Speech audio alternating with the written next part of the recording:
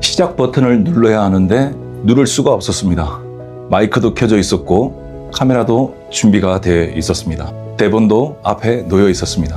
그런데 손가락이 움직이질 않았습니다. 안녕하세요. 24년차 기업교육 전문 강사 박하스입니다. 많은 분들이 AI가 무섭다고 말씀들 하시죠. 저도 그랬거든요.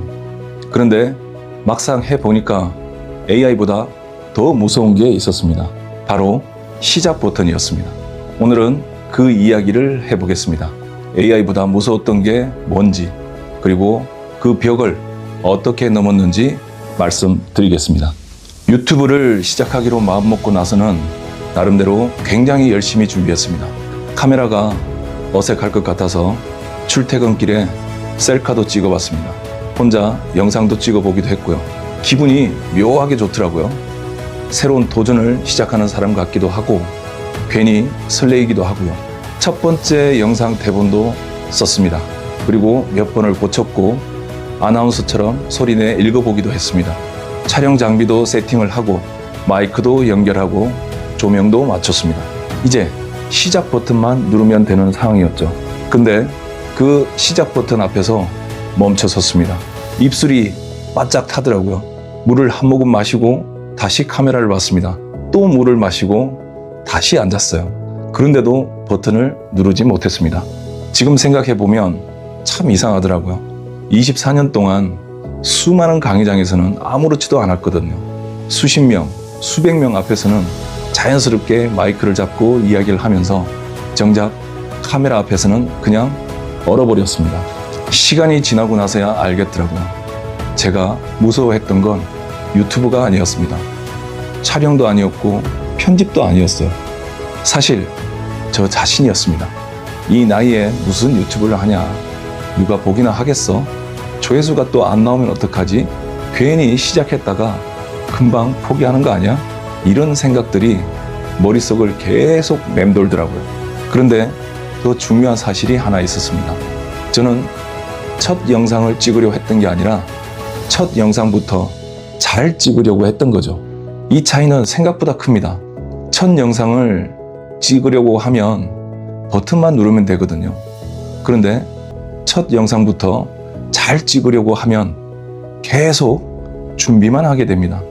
대본을 한 번 더 고치고 발음을 한 번 더 연습하고 조명을 다시 맞추고 카메라 각도를 다시 보고 그러다 보면 시작은 계속 뒤로 밀리는 거죠. 턱 하나를 넘으면 되는데 그 문턱을 산처럼 크게 만들어 버리는 겁니다.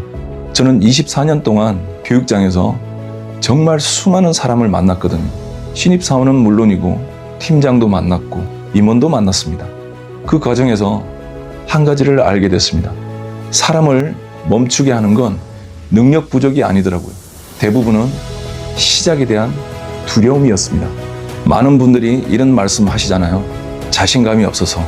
즉, 자신감이 생기면 시작하겠다라는 거죠. 그런데 실제는 반대였습니다. 시작했기 때문에 자신감이 생기더라고요. 한번 해봤기 때문에 두 번째가 쉬워지고 두 번째를 해봤기 때문에 세 번째가 가능해집니다. 교육학에서는 이걸 자기 효능감이라고 부릅니다. 쉽게 말하면 해봤기 때문에 믿게 된다는 거죠. 저도 마찬가지였습니다. 유튜브를 시작하기 전에는 유튜브가 굉장히 어려워 보였습니다. 하지만 첫 번째 영상을 올리고 나니까 두 번째 영상도 가능해졌거든요. 결국 자신감은 시작의 결과이지 시작의 조건이 아니었더라고요. 재밌는 건 AI도 똑같다라는 겁니다. 많은 분들이 AI를 어려워하시죠. 저도 처음엔 그랬거든요. 그런데 몇 달 써보니 알겠더라고요. AI가 어려운 게 아니라 첫 질문을 입력하는 게 어려웠던 겁니다. 무슨 질문을 해야 하지? 이런 질문을 해도 되려나? 내가 제대로 쓰고 있는 게 맞나? 저도 마찬가지였습니다. 그런데 첫 질문을 해보니까 두 번째 질문이 쉬워졌고 두 번째를 해보니까 업무에 적용하게 됐고 업무에 적용해 보니까 경험을 하나씩 정리하게 됐습니다. 그리고 그 경험이 콘텐츠가 되기 시작하더라고요. 결국 AI를 잘 쓰는 사람과 못 쓰는 사람의 차이는 기술이 아니라는 걸 알았습니다. 첫 질문을 해봤느냐? 바로 이 차이였습니다. 행동이 생각을 이기는 순간이 오더라고요. 사실 저는 원래 이런 사람이었거든요. 글을 쓸 때도, 제안서를 쓸 때도, 새로운 강의를 기획할 때도 그랬습니다. 항상 이런 말을 했던 것 같아요. 한 가지만 더 생각해보자. 정말로 준비가 되면 시작하자. 너무나 그럴듯한 말 아닙니까? 그런데 지나고 보면 대부분은 준비가 부족해서가 아니었더라고요. 그 시작이 부담스러웠던 겁니다. 망설이다 늦고, 늦어서 놓치고, 놓쳐서 후회하고, 저는 그 굴레를 꽤 오랫동안 반복했더라고요. 지금까지 저는 3편의 영상을 올렸고, 이렇게 4번째 영상을 촬영하고 있습니다. 돌아보면 부족하고 아쉬운 점이 정말 많죠. 말투도 여전히 어색하고, 카메라도 낯습니다. 편집도 아직 배울 게 너무나 많고요. 그런데 중요한 건 제가 지금처럼 계속 하고 있다는 사실입니다. 만약 제가 첫 번째 영상을 완벽하게 만들겠다고 계속 준비만 했다면 아마 지금도 시작 버튼 앞에 앉아 있지 않았을까요? 완벽해서 시작한 게 아니었더라고요. 시작을 했기 때문에 조금씩 나아지는 거였습니다.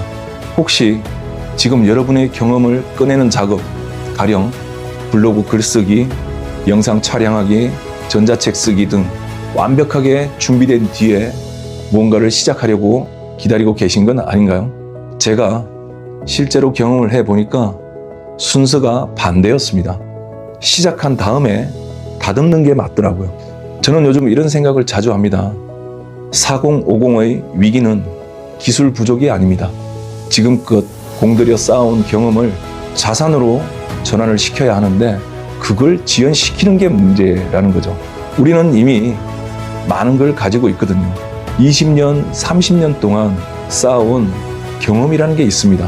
판단력이 있고요. 실패도 있고 성공도 있습니다. 그런데 그걸 꺼내지는 않는 거예요. 금고 안에 들어있는 돈도 꺼내야 쓸 수 있잖아요. 경험도 마찬가지입니다. 끄집어내야 콘텐츠가 되고 콘텐츠가 쌓여서 자산이 됩니다. 그리고 그 자산은 언젠가는 수익으로 또 연결되고요. 저는 지금 그 길을 걸어가는 중입니다. 다음 영상에서는 AI 시대에도 사라지지 않는 자산, 바로 20년 넘게 쌓아온 경험의 가치에 대해 이야기해 보겠습니다. 여러분, 제가 한 발 먼저 가 보겠습니다. 보이는 길을 그대로 보여드리겠습니다. 4050 생존 방법 같이 찾아보시죠. 다음 이야기에서 뵙겠습니다.